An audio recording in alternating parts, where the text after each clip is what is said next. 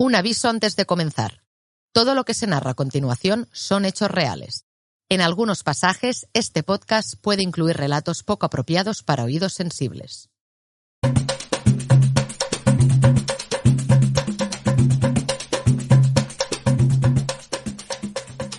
...14 de octubre de 2020. Robson de Sousa, más conocido como Robinho, acaba de aceptar un sueldo mensual de $217 por regresar al Santos brasileño. Impresiona, ¿no? La cifra está muy lejos de los 2 millones netos que llegó a embolsarse en su época en el Real Madrid. Para ser justos, su salario no es lo único que ha cambiado. A sus 36 años, Robinho ya no es aquella flecha que se ganó un fichaje en el Madrid de los Galácticos. Cualquiera diría que en pocos años ha pasado de estrella a estrellado.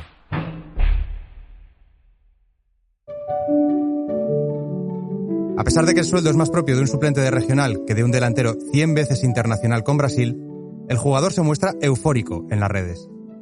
Pocas cosas más satisfactorias para un futbolista que volver al club en el que se crió. Perdonad que rompa esta oda al romanticismo futbolero, porque el brazalete de hoy no tiene nada que ver con el regreso de un hijo pródigo. Al contrario, este capítulo va a transitar por uno de los rincones más oscuros y desagradables de este deporte, el de los abusos sexuales asociados a la impunidad del poder, la fama y el dinero.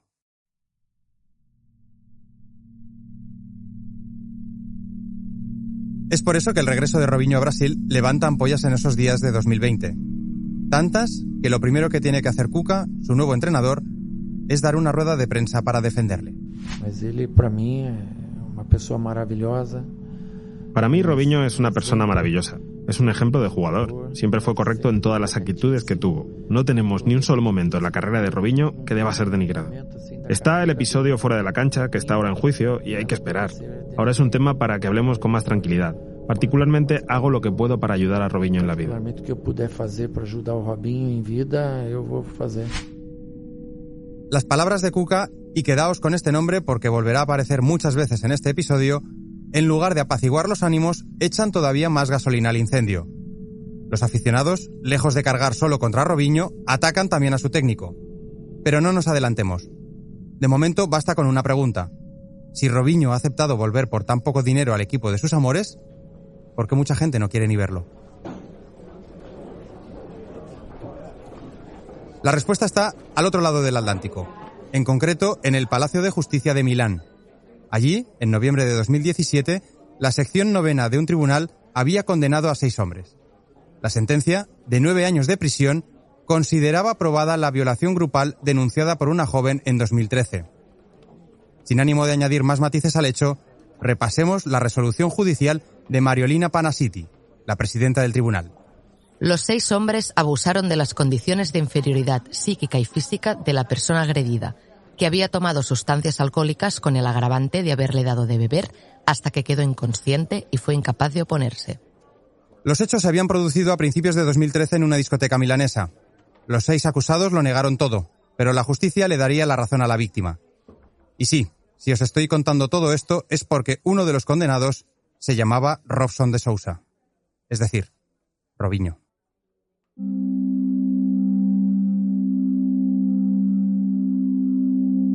Es una realidad desagradable, es asquerosa, pero desde luego no es novedosa.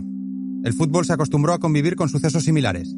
El encarcelamiento preventivo de Dani Alves, exjugador del Fútbol Club Barcelona y del Sevilla, ha girado los focos hacia uno de los rincones más sombríos del fútbol. Ese que sucede en las zonas VIP de las discotecas de moda. Durante décadas, episodios similares se han despachado silenciosamente. En España recordamos el caso protagonizado por varios futbolistas de la Arandina, o la condena al delantero del Celta Santi Mina. Afortunadamente, jueces, policías, medios de comunicación y aficionados vamos entendiendo que un talento deportivo notable y una cuenta corriente abundante jamás equivalen a impunidad. En Brazalete Negro no abordamos casos aún abiertos. Por eso, queremos recuperar 2 delitos ya juzgados y condenados en diferentes épocas. Como imaginas, uno es el de Robinho en 2013, el otro sucedido a finales de los 80. Más que recordarlos en sí, me interesa conocer el contexto judicial, mediático y social que les rodeó. Así como el Me Too sacudió los cimientos de la industria cultural, destapando abusos sexuales acallados, ha llegado el momento de que sea el fútbol quien denuncie sus propias masculinidades tóxicas. Ningún trofeo, ya sea un Oscar o una liga, debería tapar nunca un abuso.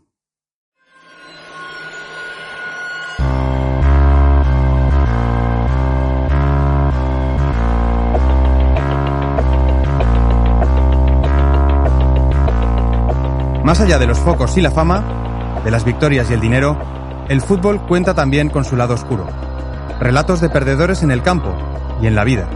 Equipos malditos, jugadores desaparecidos, estadios trágicos. Ya es momento de que algunas de esas historias y sus protagonistas abandonen la penumbra del olvido. Last September, Robinho signed with Manchester City. Now he's in the spotlight over a sexual assault case. Não tem momento assim da carreira do Robinho que ela deva ser denegrida. Infelizmente existe esse movimento feminista.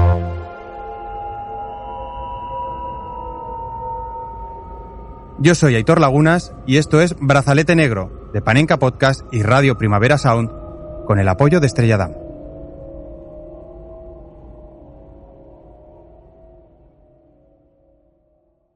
Agresiones sexuales. El fin de la impunidad.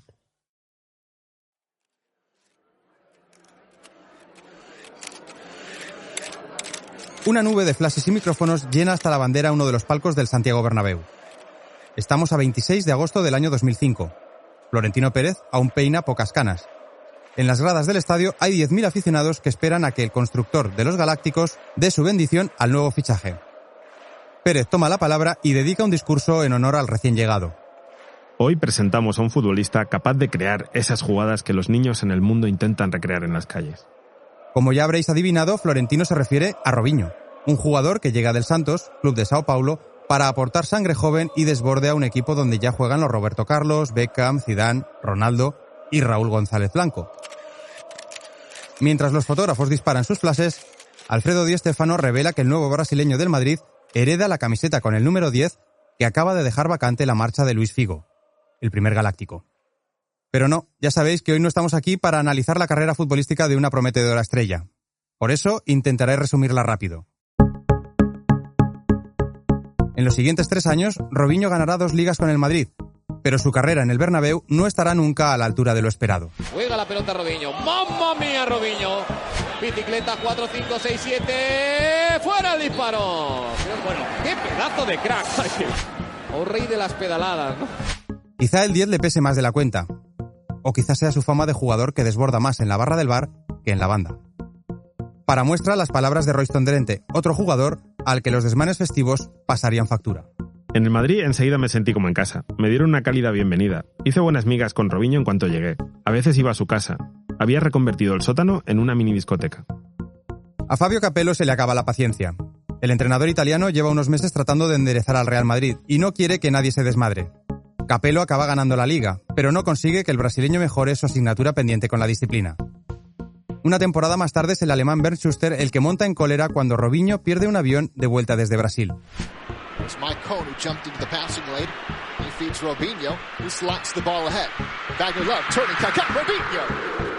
O Globo publica que el madridista ha pasado la noche celebrando en una discoteca una goleada a Ecuador junto a otros jugadores como Ronaldinho y Dani Alves.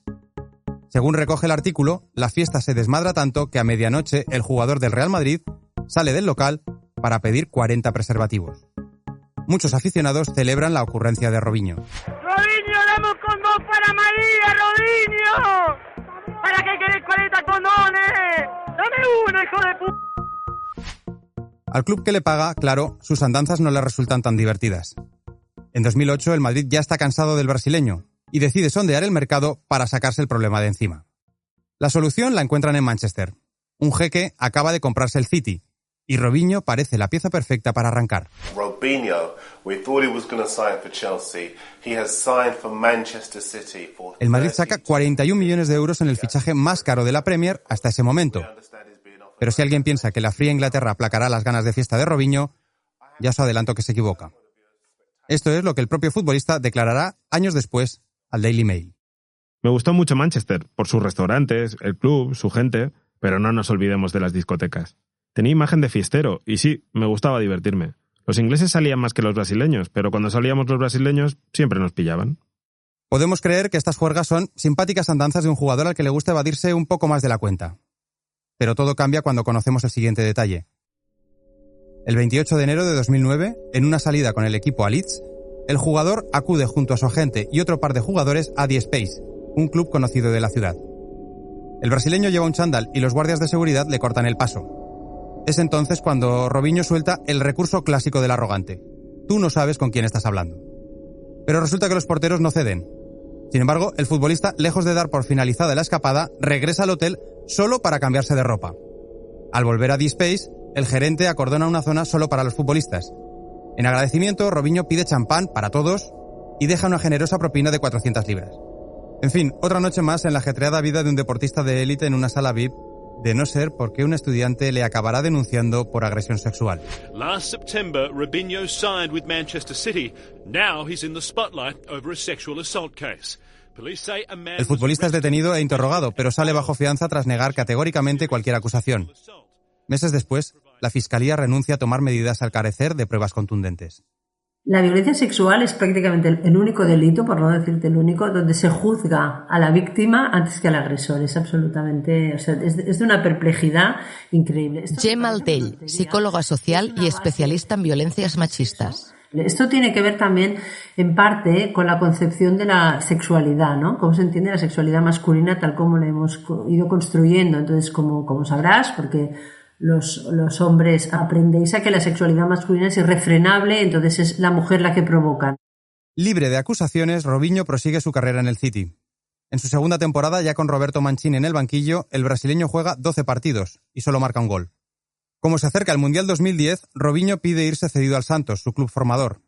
En Manchester aceptan, y tras media temporada jugando en casa, el futbolista acabará traspasado al Milan. Io voglio far parte di questa storia, voglio entrare nella storia del Milan vincendo la Champions League. Espero fazer parte dessa história, né? Espero ajudar o Milan a los títulos de la Champions League. Merece la pena detenerse en las palabras de Adriano Galliani, vicepresidente rosonero, que califica el fichaje de Robinho como un regalo personal al club por parte de Silvio Berlusconi. No te preocupes, es normal que sientas escalofríos. Este capítulo es como un all-star de masculinidades tóxicas. También las que sufren los propios jugadores cuando se les cosifica como caprichos millonarios. En todo caso, es aquí cuando regresamos a la ciudad donde comenzaba este capítulo.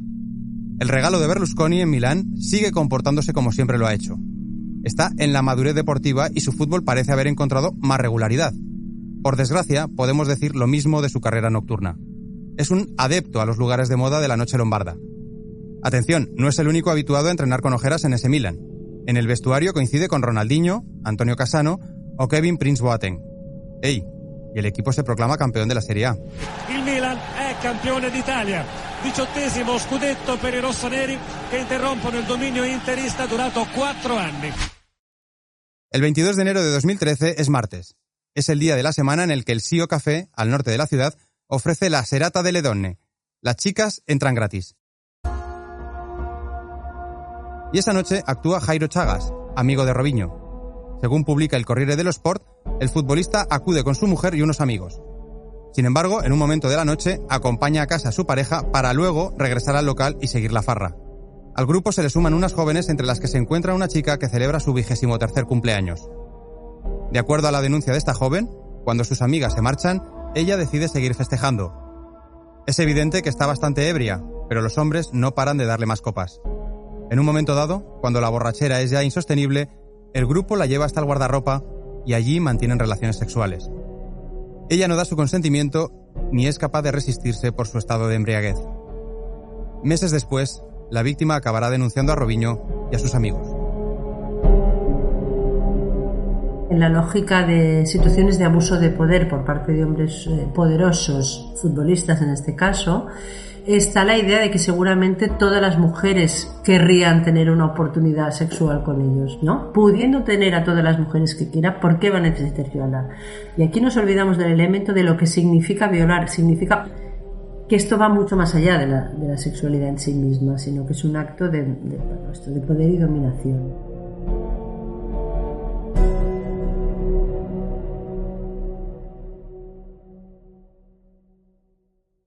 El relato de la chica de Milán se parece mucho al relato de la chica de Leeds, pero es que la reacción de Robinho es calcada. Su equipo de comunicación no tardó en emitir una nota. Ante las informaciones que involucran al futbolista Robson de Sousa, Robinho afirma que no tiene ninguna participación en el incidente mencionado. El futbolista parece indignado. No le tiembla el pulso a la hora de presentarse a sí mismo como víctima. Robinho agradece a todos los que hinchan por él, que conocen su carácter y saben que jamás cometería tal acto. Cuando la denuncia de la chica, de nacionalidad albanesa, llega a la mesa de la Fiscalía de Milán, se emite una orden de detención contra el futbolista. Pero existe un problema. La denuncia ha llegado unos meses más tarde de que se produjeran los hechos, y en ese impasse, Robinho ha abandonado la disciplina del Milán para unirse de nuevo al Santos. Como Brasil no extradita a sus ciudadanos, es imposible hacer efectiva la detención.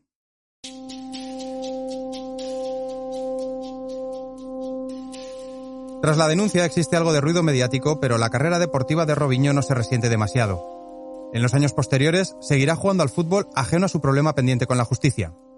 Tras refugiarse de nuevo en el Santos, los hábiles agentes de Robinho le consiguen un contrato de 9 millones de euros por 6 meses en China. Luego, ya en 2016, regresa a Brasil para enfundarse la camiseta del Atlético Mineiro. Robinho se sale aquella temporada y marca su récord personal de goles. La vida parece sonreírle hasta que le llegan noticias de Milán.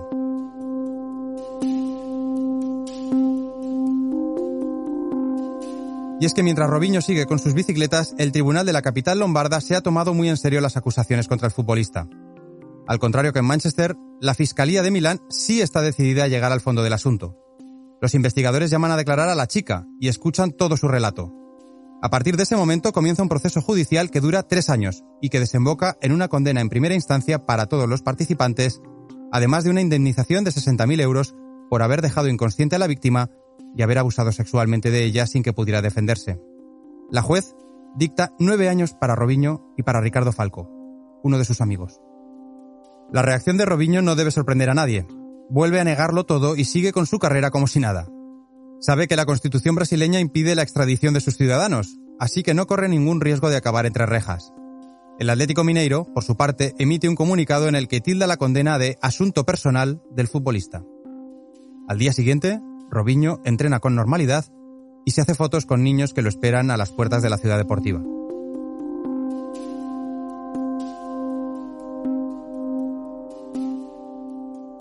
No esperéis una gran campaña de cancelación contra el jugador.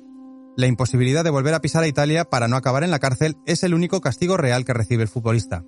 Robinho ni siquiera sufre la reprobación social que se presupone a una condena como la suya. Solo un grupo de aficionadas del Atlético Mineiro decide protestar con una pancarta frente a las oficinas del club. Un condenado por violación jugando en el Galo es una violencia contra todas las mujeres. No aceptaremos violadores. La directiva se limita a retirar la pancarta de madrugada. Algunos compañeros de equipo, como Gabriel Costa França, muestran su apoyo al jugador.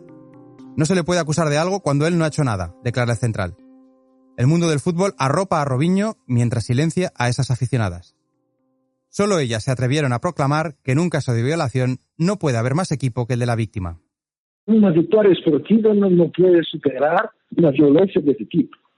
Yuka Kufuri, uno de los periodistas más respetados del fútbol brasileño. Una victoria deportiva no puede superar una violencia de este tipo.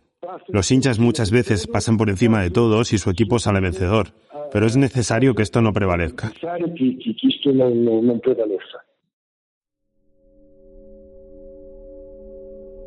Los meses pasan. Robinho se embarca en una nueva aventura, ahora en el fútbol turco. Lo que él todavía no imagina es que algunos detalles de la investigación van a empezar a filtrarse a la prensa. Tras 2 años jugando para el Sivasspor y el Başakşehir, Robinho anuncia que vuelve a recalar en el Santos. Estamos en octubre de 2020. Será su 4ª etapa en el viejo club que un día encumbró a Pelé. Esta vez, sin embargo, a Robinho no le dará tiempo de ponerse ni la camiseta. El movimiento Me Too, comenzado en 2017 con las revelaciones del New York Times sobre los abusos del productor cinematográfico Harvey Weinstein, ha generado una catarata a nivel global. Harvey Weinstein has finally been held accountable for crimes he committed. The women who came forward courageously and at great risk made that happen. Ahora, su incorporación al club brasileño se recibe con indignación. El fichaje es especialmente sangrante, porque el Santos lleva meses haciendo campañas en redes sociales contra la violencia de género, donde se afana en recordar, por ejemplo, que en Brasil cada 4 minutos una mujer sufre una agresión. Sin embargo, a la hora de la verdad, los directivos parecen dispuestos a obviar esa violencia siempre que quien la cometa pueda marcar goles y tirar bicicletas. Para rematar su cadena de despropósitos, el Santos escoge hacer público el fichaje de Robinho un 9 de octubre, Día Nacional de Combate a la Violencia contra la Mujer en Brasil. El esperpento institucional es máximo, pero el club no parece dispuesto a echar el freno solo por la presión social. Y aún menos, Cuca, el entrenador. Mas ele, para mí, es una persona maravillosa. Para mí, Robinho es una persona maravillosa. Es un ejemplo de jugador. Siempre fue correcto en todas las actitudes que tuvo. No tenemos ni un solo momento en la carrera de Robinho que deba ser denigrado. Fijaos en los suspiros del entrenador. Cuca no está cómodo ante el asunto, si bien apoya a Robinho de forma contundente. No existe una sola mención a la víctima y tampoco ningún respeto a los aficionados que no desean que un condenado por violación vista su camiseta. Cuca quiere a Robinho en su equipo, y lo demás no le importa lo más mínimo. Es entonces cuando muchas voces en Brasil recuerdan un episodio pasado y se atreven a preguntar: ¿pero cómo no va a apoyar Cuca a Robinho? ¿Cómo no va a justificar ese entrenador a agresores sexuales?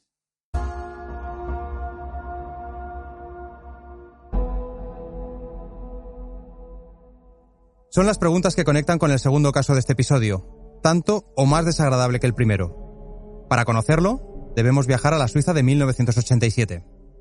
El día 30 de julio de aquel año, el gremio de Porto Alegre jugaba un torneo amistoso en Berna. Los jugadores brasileños se alojaban en el Hotel Metropol. A la hora de la siesta, 3 jóvenes en busca de autógrafos se colaron en el establecimiento. Los 2 chicos y la novia de uno de ellos, Sandra, de apenas 13 años, llamaron a la puerta de la habitación 204.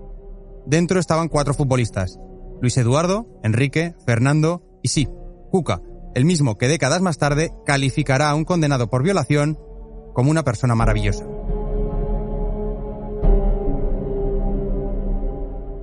Según el relato de Sandra, la menor, nada más entrar a la habitación, los futbolistas echaron a patadas a sus acompañantes hombres.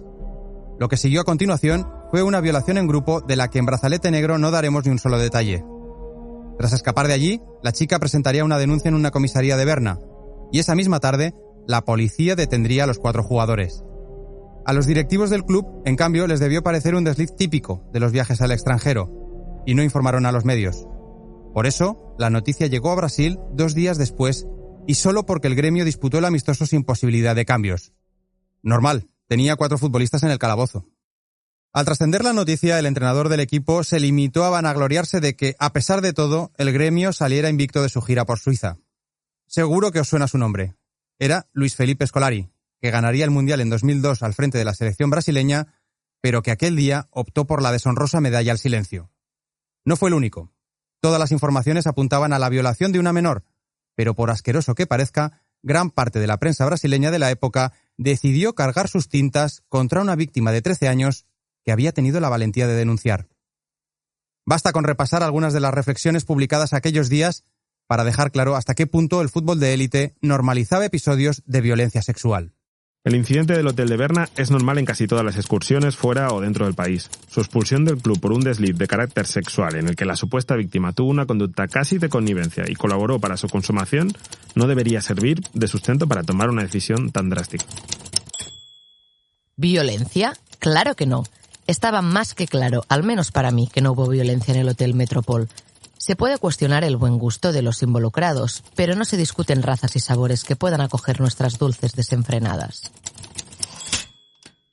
No solo la prensa apoyó así a los jugadores. La madre de Eduardo, uno de los acusados, aseguró que su hijo solo era culpable de no haberse portado como un homosexual delante de una chica que se había quitado la ropa. Es muy interesante esta frase porque da mucho para hablar. El tema de la masculinidad, de cómo se construye la masculinidad, que es hacer todo aquello que te aleja de parecer homosexual. Por tanto, todo aquello que te aleja de la feminidad. Entonces, muchas veces, sobre todo cuando hay violaciones en grupo, no solamente es un acto de poder individual, sino es una muestra hacia los demás hombres que tú eres un macho.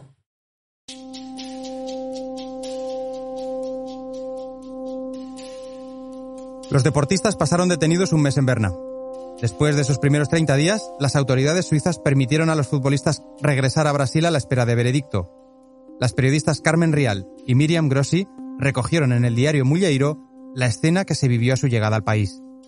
Una pequeña multitud de 500 hinchas y reporteros llenó el vestíbulo del aeropuerto Salgado Fillo, en Porto Alegre, a las 18 horas del 29 de agosto, cuando el avión que transportaba a los 4 jugadores acusados de violar a una niña de Zúrich de 13 años le esperaban niños subidos a hombros de sus padres y las banderas y camisetas de Gremio Internacional curiosamente unidas en un ambiente festivo. Un inciso. Para entender mejor qué supone este recibimiento, hay que explicar que Gremio e Internacional, ambos de Porto Alegre, presentan una de las mayores rivalidades del fútbol brasileño. En las gradas se llevan a matar, pero aquella vez algunos de sus hinchas se unieron para defender a unos futbolistas acusados de violar a una menor. Nunca unos torcedores tuvieron motivos más retorcidos.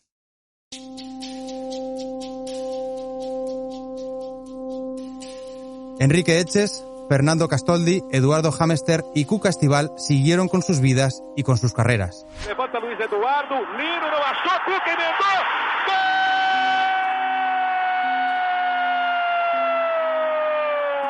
¡Cuca! El proceso judicial continuaba en Suiza, pero la prensa de Río Grande do Sul prefería pasar por alto el caso.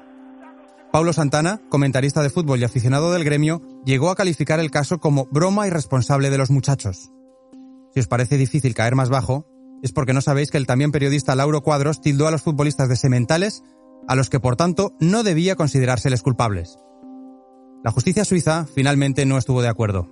En 1989 consideró probados los hechos y condenó a 15 meses de prisión a Cuca y a otros 2 de los futbolistas. Nunca cumplieron su pena. De hecho, solo un año después de haber sido condenado, Cuca se atrevió a fichar por un equipo europeo.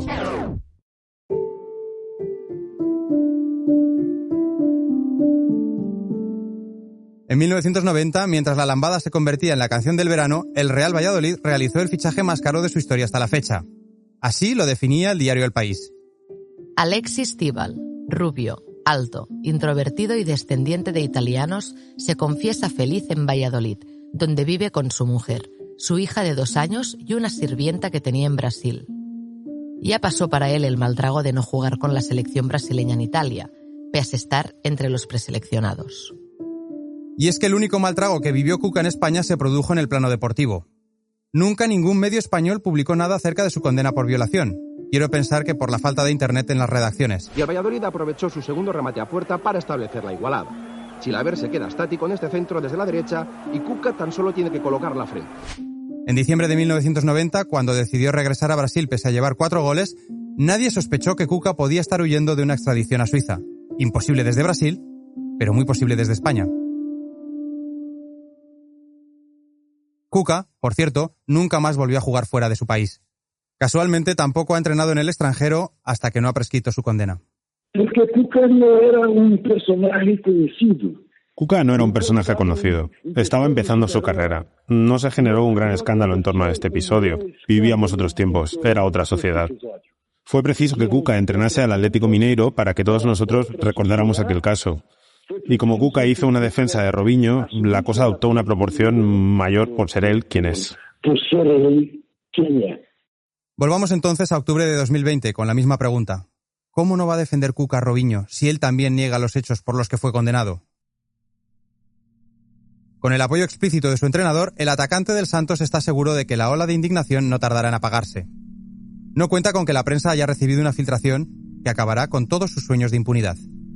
6 días después de conocerse su fichaje, Globo Esporte publica en exclusiva la transcripción de los audios que la policía italiana recogió interviniendo los teléfonos de Robinho y colocando micros en el coche del futbolista. Si habéis notado un pequeño temblor, no os preocupéis. Era la coartada de Robinho desmoronándose.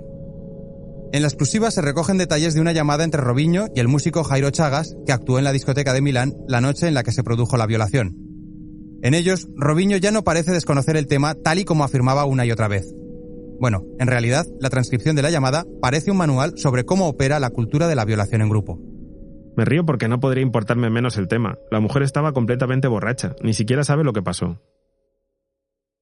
Una a una, todas las acciones que relata Robinho en sus llamadas privadas acaban corroborando la declaración que la mujer dio a la policía. La suerte de la estrella gira como una moneda en el aire. Los movimientos feministas redoblan la exigencia al Santos y el club, reacio hasta ese momento, accede a cancelar el fichaje. Oh, casualidad. El cambio se produce justo después de que el sponsor del Santos anuncie que retira su patrocinio por respeto a las mujeres. Porque como tú sabes, hay también una cuestión de los patrocinadores en los clubes. No quedaría bien para ellos estampar su publicidad junto a un jugador que es un violador.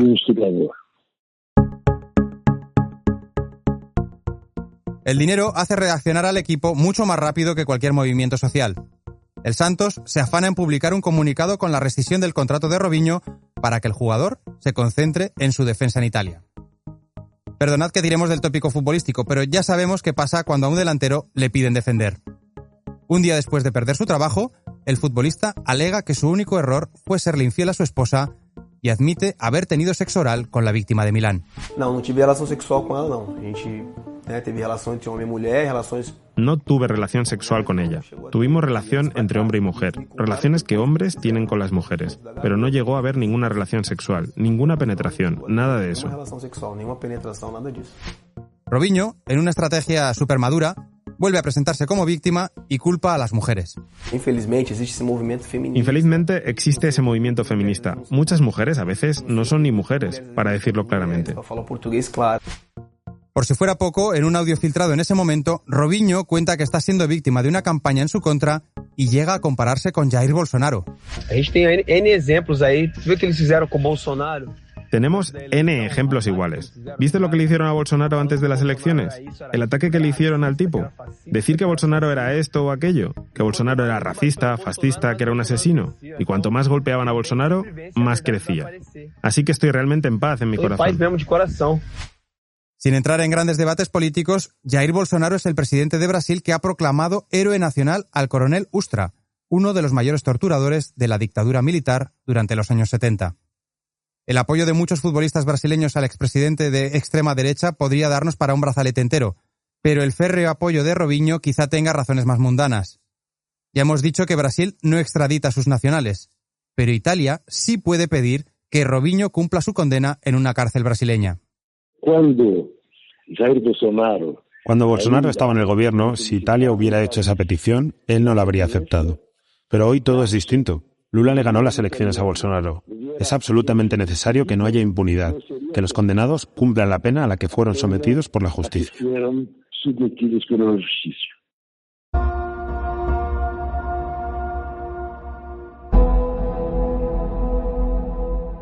3 meses después, en diciembre de 2020, la justicia italiana volverá a pronunciarse. La Corte de Apelación de Milán confirmará la condena a Robinho y a su amigo Ricardo Falco. La sentencia dejará claro el absoluto desprecio de los agresores por su víctima.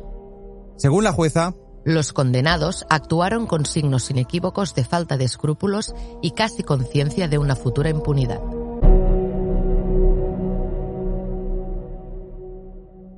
Poco a poco a Robinho se le empiezan a agotar las vías. La sentencia definitiva llega en 2022, cuando la Corte de Casación italiana vuelve a corroborar la condena de 9 años de prisión. La decisión es firme y ya no cabe apelación. A notícia agora é que a Justiça da Itália pediu a extradição do ex-jogador Robinho, já condenado em última instância na Itália. Hoy, el periódico que yo trabajo... Estos días, en el periódico en el que yo trabajo, La Folla de San Paulo, he vuelto a escribir para preguntarme ¿cuándo va a pedir la primera ministra de Italia al gobierno brasileño la entrada en prisión de Robinho? Robinho sigue libre, jugando al voliplaya en las playas de Santos. Es joven. Su condena es una cosa absolutamente necesaria. El futbolista desaparece de los focos a la espera de que pase el chaparrón. Desde su condena en firme, solo se le ha visto una vez, precisamente en una marcha organizada para apoyar a Bolsonaro después de que el político derechista perdiera las elecciones presidenciales contra Lula da Silva.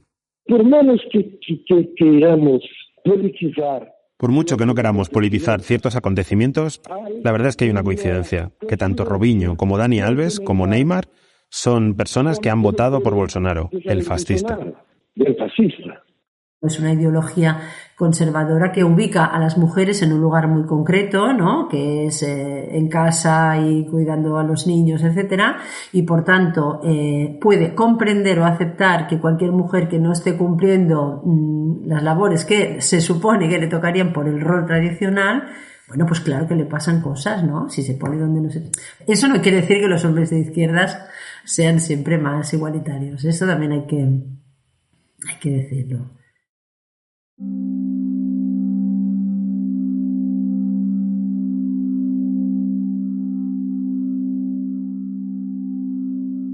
Está claro que en todos los gremios, en todas las ideologías y, por supuesto, en todos los países hay delincuentes, criminales y abusadores.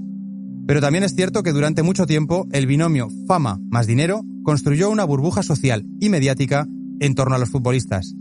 La misma que ahora, como ocurre en otros ámbitos de gran relevancia social, ha comenzado a resquebrajarse.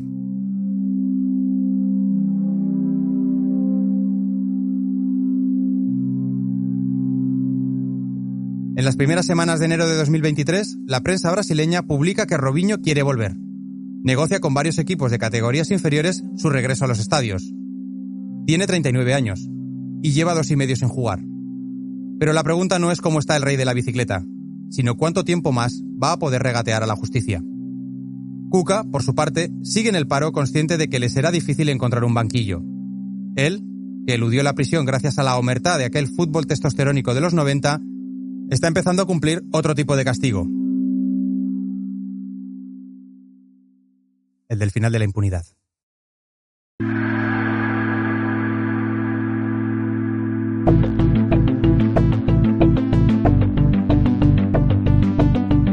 Brazalete Negro es una producción de Panenka Podcast y Radio Primavera Sound con el apoyo de Estrella Damm.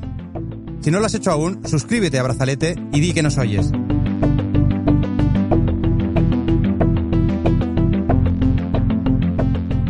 Este capítulo no habría sido posible sin el generoso testimonio del periodista Juka Kufuri y de la psicóloga social Gemma Maltey. Han colaborado André Ignat, David Camilleri y Nacho Medina en la técnica, Carlos Torres en el guión, Matías Rossi en el diseño de sonido, Alexia de la Cruz como ayudante, así como Alba Riera en las locuciones. Marta Salicru es la productora ejecutiva y yo soy Aitor Lagunas.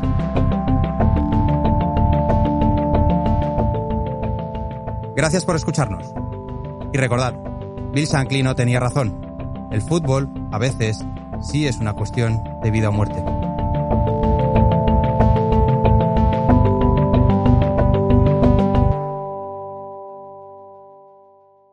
Hasta la próxima.